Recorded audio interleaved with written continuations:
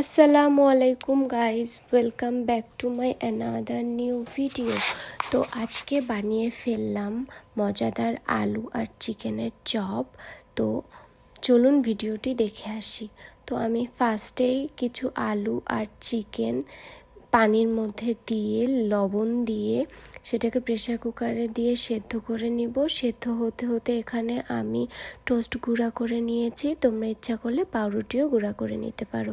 তারপর এখানে সেদ্ধ করা আলুগুলোকে আমি সুন্দর করে মেশিন দিয়ে কুচিয়ে নেব। তো তোমরা ইচ্ছা করলে ম্যাশ করেও নিতে পারো, তো মেক শিওর যে কোনো দানা না থাকে। তো এখানে আমি সেদ্ধ করা চিকেনগুলো ছেড়ে নিয়েছিলাম সুন্দর করে, সেগুলো এর মধ্যে অ্যাড করে দিব। তো যেহেতু চিকেন সেদ্ধ ছিল, তো এগুলো ছিঁড়তে বেশি কষ্ট হয়নি। তো এর মধ্যে আমি একে একে দিয়ে দিব লবণ, ধনিয়া গুঁড়া,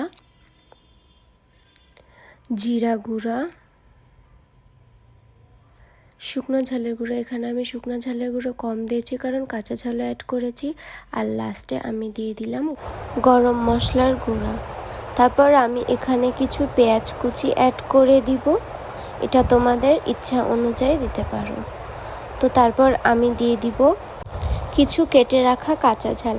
এগুলো দিয়ে অনেক সময় ধরে একটু ভালো করে জিনিসটাকে মিক্স করে নিতে হবে।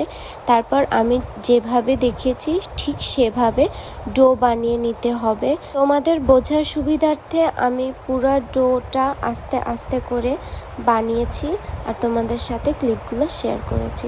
তো এই তো হয়ে গেছে আমাদের চপ রেডি। তো এখন আমি একটি বোলে একটা ডিম ভেঙে সেটাকে অনেক ভালো করে ফেটে নিব।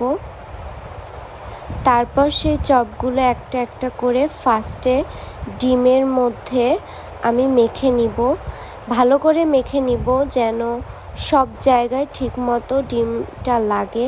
তারপর সেই ডিম মাখানো চপটাকে আমি টোস্টের গুঁড়ার মধ্যে ভালো করে মেখে নিব, এপিট ওপিট করে মেখে নিব যাতে করে গুঁড়াটা পুরোপুরি সব জায়গায় ভালোভাবে মিশে যায়। এখন আমি এই চপগুলোকে গরম তেলে ভাজবো।